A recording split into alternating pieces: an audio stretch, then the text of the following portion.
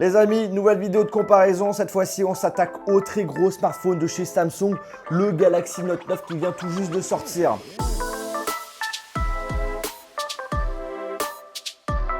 L'un est un faux et m'a coûté 90 € et l'autre est un vrai et en coûte 1000 €. Une belle différence de prix, on va pas se le cacher. Mais je vous le dis direct, pour 90 €, vous êtes très loin de ce que peut vous proposer un vrai Galaxy Note 9. Alors comme d'habitude, parce que c'est pas la première fois que je fais ce genre de vidéo de comparaison, je ne fais pas cette vidéo pour faire la promotion de contrefaçon, de vous inciter à acheter des faux produits. Au contraire, ne faites surtout pas ça parce que vous pouvez quand même avoir quelques soucis, même des gros soucis, surtout si vous avez l'intention de faire de la commercialisation avec, ça veut dire en gros acheter des faux produits et les revendre sur internet. Si vous faites ça, c'est un gros chèque que vous allez payer et vous allez vous taper des bonnes années de prison. Non, cette vidéo est tout simplement là en même temps pour voir quelle est la différence entre un vrai et un faux Galaxy Note 9 et surtout pour faire un message de prévention pour vous dire faites très attention, notamment sur les petites annonces, notamment sur les sites comme Le Bon Coin où il y a énormément de contrefaçons qui sont vendues, notamment dans la tech. Alors j'aimerais, avant de déballer les smartphones,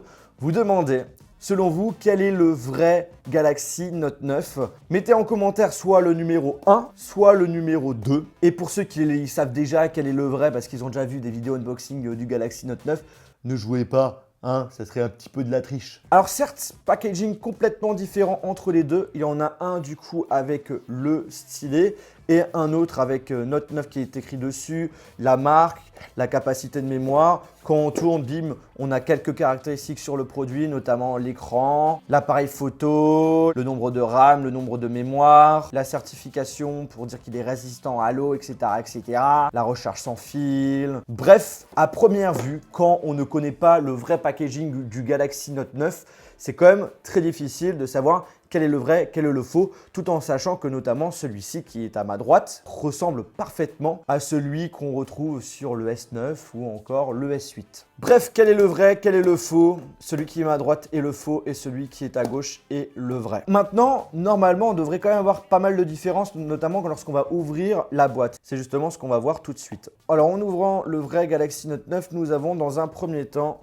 pas le téléphone, mais une pochette avec écrit dessus Galaxy Note 9 et avec du coup à l'intérieur la petite épingle pour enlever le tiroir nano SIM. Et puis après, vous avez tout ce qui est notice et guide de prise en main. Alors que maintenant sur le faux, déjà au niveau de la boîte, c'est un petit peu équivalent. On a Samsung qui est écrit dessus en noir. Le système d'ouverture est un petit peu pareil. Là, tu remarques qu'il y a un truc qui va pas, tu vois. Chez Samsung, vous aurez mais jamais le téléphone dans une protection à bulles. Jamais, jamais, jamais. Donc là, sur le faux Galaxy Note 9, au niveau de la boîte, bim, on a le droit au téléphone. J'ai vraiment hâte de voir comment il est parce que en général, c'est souvent des très belles copies. Alors en plus du papier bulle, s'il y a bien un truc que Samsung ne fera jamais, c'est surtout ça. À l'arrière, j'ai pas compris c'est quoi ce délire. On a le droit à une protection avec un sticker flamme.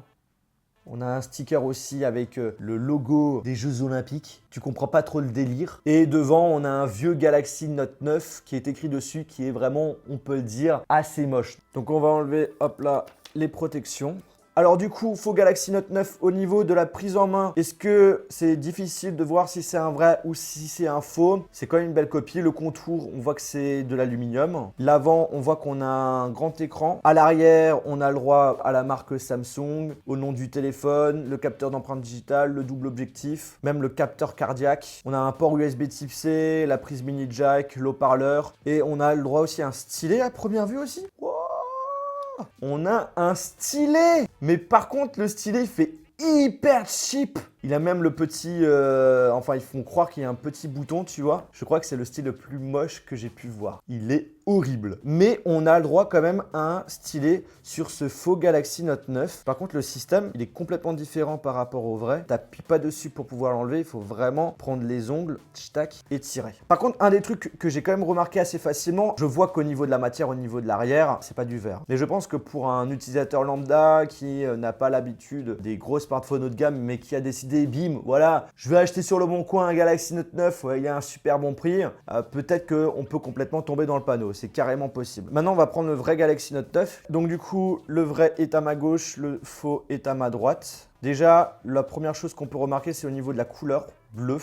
La couleur bleue sur le faux est plus clair, alors que sur le vrai, il est plus foncé. Au niveau du capteur d'empreinte digitale, on a vraiment l'impression que c'est la même chose. Le double objectif est placé pareil, mais on ressent quand même une bonne petite différence. Le Samsung est plutôt bien limité. Mais après, voilà, sur le vrai, il n'y a pas Galaxy Note 9 qui est écrit dessus, alors que sur le faux, oui. Et après, tout ce qui est certification et le fait que c'est fabriqué au Vietnam, etc., c'est bien plus petit que sur le faux. Ça, il y a un truc que je voulais voir, justement, parce qu'il y a Rhinoshield qui m'a envoyé des protections. C'est de voir justement si, avec des protections faites pour le Galaxy Note 9, on peut les mettre également sur un faux. Alors, verdict, ça ne rentre pas du tout. Par contre, sur le vrai, normalement, dans la logique, c'est bon.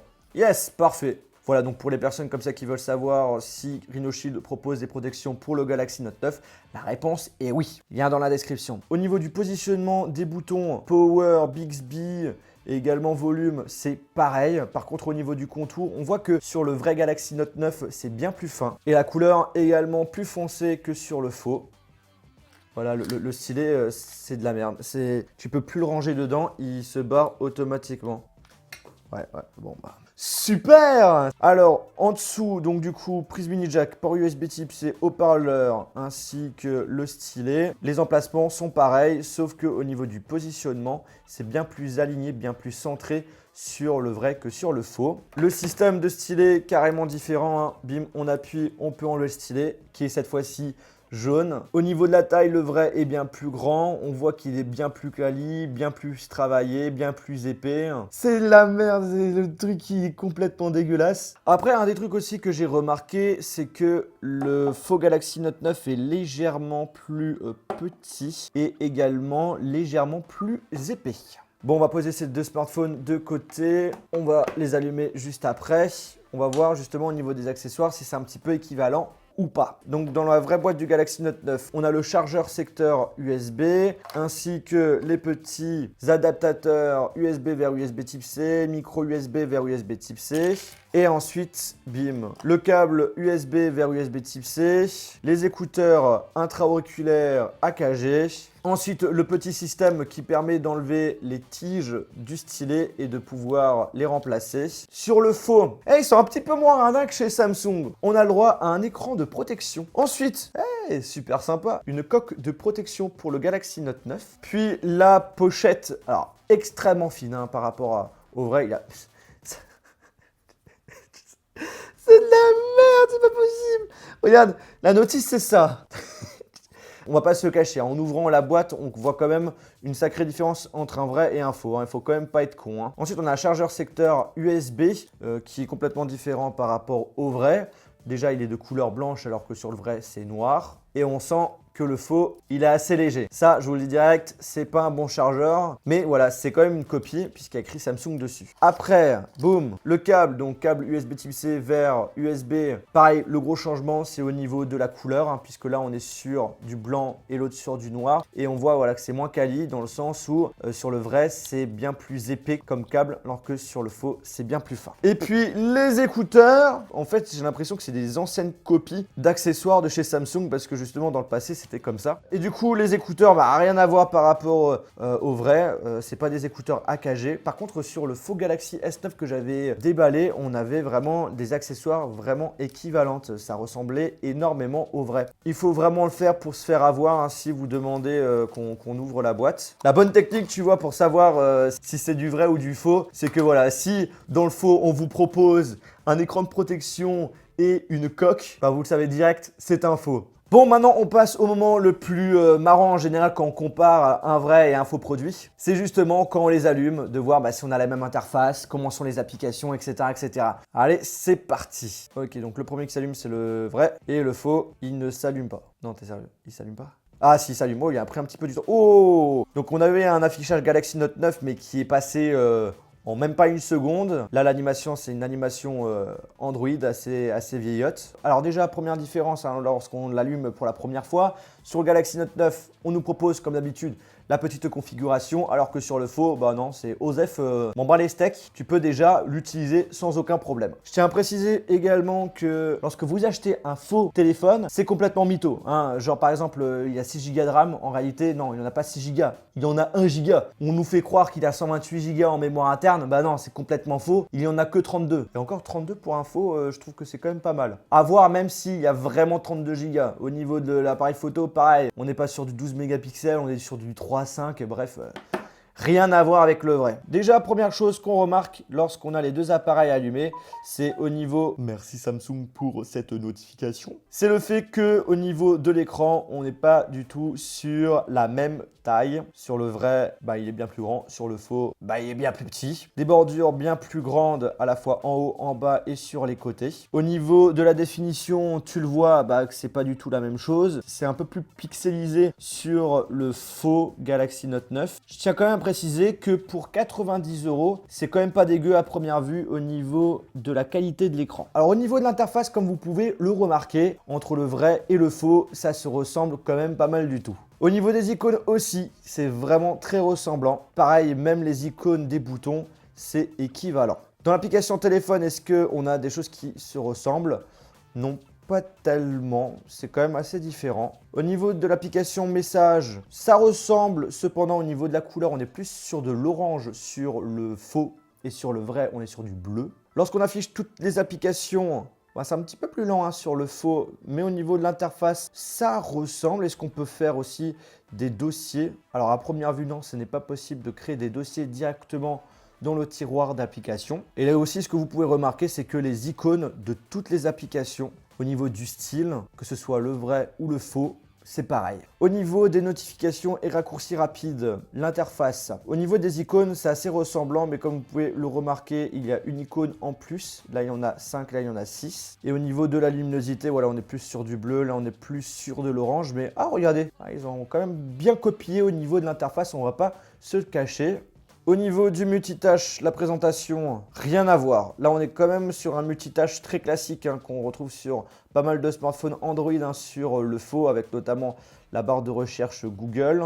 Par contre, comme vous avez pu le remarquer, on n'a pas la fonctionnalité qui permet justement d'utiliser deux applications en même temps sur le faux Galaxy Note 9. Caméra, alors là, justement, ça nous intéresse. What the fuck? Qu'est-ce qui se passe, mon pote, là? Il y a un gros souci, là, l'appareil photo, au niveau de la caméra frontale. Ok, la caméra frontale fonctionne. On voit que c'est pas tip-top, mais ça a l'air de faire son taf. Attends, on va faire les photos. Sur le faux, c'est quand même loin d'être dégueulasse, mais par contre, au niveau des couleurs, c'est complètement à revoir. Là, par exemple, mon t-shirt vert, on a plutôt l'impression que c'est un t-shirt même plutôt gris. Pour le prix, 90 €, ça m'a l'air d'être à première vue correct. On va retourner pour essayer de faire une photo avec la caméra arrière. Ah, là c'est bon, ça refonctionne. Alors je sais pas qu'est-ce qui s'est passé. C'est moche. Et mais je vous le dis direct, c'est vraiment de la merde au niveau de l'appareil photo. Encore la caméra frontale, tu vois, ça fait son taf. Mais la caméra arrière, qu'est-ce que c'est dégueu. La spécificité sur le Galaxy Note 9, c'est le stylet, où ça apporte plein de fonctionnalités. Déjà, un des trucs assez stylés, c'est... Franchement, je vous promets que je ne l'ai pas fait exprès. Le truc qui peut vous impressionner, c'est le fait que voilà, le stylet, en l'approchant sur l'écran et sans toucher l'écran, eh bien l'écran est capable de détecter justement le positionnement de votre stylet, ce qui est assez sympa. Ce qui permet par exemple plein de petits trucs du style, par exemple, vous voulez faire une traduction rapide sur un mot, bim, vous approchez juste le stylet sur le mot et la traduction va se faire automatiquement, pas besoin d'appuyer dessus. Après, la fonctionnalité vraiment principale de ce stylet, c'est avoir la possibilité de prendre des notes assez facilement, assez rapidement et surtout pour faire des dessins avec précision. Et du coup, en fait, sur ce faux Galaxy Note 9, voilà, on a le droit au stylet hyper stylé.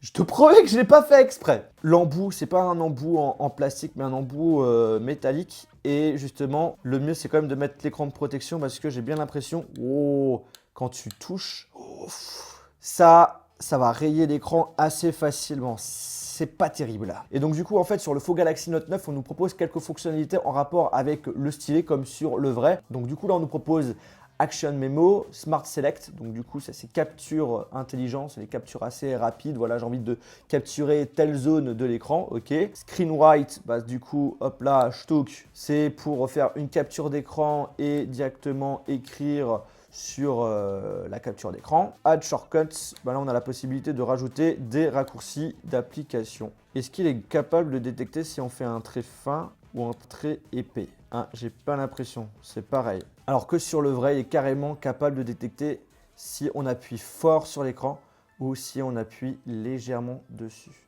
Après, il y a un truc qui m'intrigue aussi, à chaque fois justement quand je teste un faux produit, voilà, on a un capteur d'empreinte digitale, bah, c'est de savoir justement si celui-ci marche correctement. Bon, c'est pas trop rapide, mais ça a l'air de marcher. On va voir si avec un autre doigt, il se déverrouille. Non. On va revenir avec le doigt qui a été enregistré. Ça ne marche pas. Ah si, c'est bon, ça s'est déverrouillé finalement. Bon, ben à première vue, ça a l'air d'être un vrai capteur d'empreinte digitale, mais il n'est pas si rapide que ça. Et en termes de sécu, je pense qu'on est quand même très loin de ce qu'on a sur les autres smartphones haut de gamme. Après, capteur d'iris, on va voir si ça marche vraiment. Ok. Amélie, s'il te plaît, est-ce que tu peux venir? J'aimerais que tu essayes de déverrouiller l'appareil avec tes yeux. Et est-ce que ça marche ou pas? Non. Maintenant, troisième sécurité qu'on va tester, c'est celui avec, cette fois-ci, le visage. Ok, bon là, mon visage a été enregistré. Et on va voir si ça marche. Pour un téléphone à 90 €, ça a l'air d'être pas mal en termes de rapidité. Hein. À toi, Amélie, essaye de le déverrouiller avec ton visage. Non, ça marche pas. Ça marche pas? Alors là, je suis vraiment étonné parce que la majorité du temps, tout ce qui est capteur d'empreinte digitale et les sécurités proposées sur les faux produits, c'est de la merde. Là, à première vue, sur ce faux Galaxy Note 9, ça a l'air d'être des sécurités qui tiennent quand même plutôt la route. En tout cas, ce faux Galaxy Note 9, je trouve quand même que ça reste quand même une belle copie. Je sais pas ce que vous en pensez, donc n'hésitez pas à me dire en commentaire. Après, voilà, on n'a pas du tout les mêmes caractéristiques que le Galaxy Note 9. Au niveau de l'écran, il est bien plus grand sur le vrai. La définition est bien plus imposante. On voit qu'on est sur un très bel écran alors que sur le faux, bah, c'est pas la même chose. Mais il est quand même loin d'être dégueulasse par rapport à son prix de 90 €. Au niveau de l'appareil photo, la caméra frontale est pas si mauvaise que ça. Par contre, au niveau de l'arrière, comment dire, c'est de la vraie merde. Toute la partie sécurité, capteur d'empreinte digitale, sécurité faciale, sécurité capteur d'iris, bah ça marche plutôt bien. Donc du coup, bien étonné. Par contre, voilà, le stylet, c'est de la grosse merde hein, sur le faux, hein, ça tient pas du tout, c'est catastrophique, ça on peut le dire. Quand même bien étonné de cette copie, qui fait pas forcément partie des meilleures copies. Pour moi, la meilleure copie, ça reste quand même le Galaxy S9. D'ailleurs, je vous mettrai dans la description hein, toutes les vidéos sur les faux produits que j'ai pu vous présenter. Voilà, en tout cas les amis, encore une fois, faites très attention si vous avez l'intention d'acheter des smartphones, notamment sur Le Bon Coin, vérifiez bien que ce soit des vrais. Et ça ne veut pas dire que si vous achetez un téléphone qui est sous blister et qui a un packaging qui ressemble parfaitement au vrai, que c'est un vrai smartphone. Donc faites très attention. Et n'hésitez pas aussi à partager cette vidéo à vos amis ou encore à votre famille pour qu'il y ait un maximum de personnes qui puissent être bien sensibilisées sur le fait que oui, on peut acheter des contrefaçons très facilement chez nous. Sur ce, les amis, on se retrouve dans une prochaine vidéo. Salut!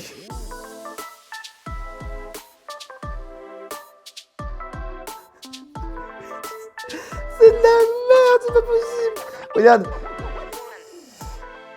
C'est moche.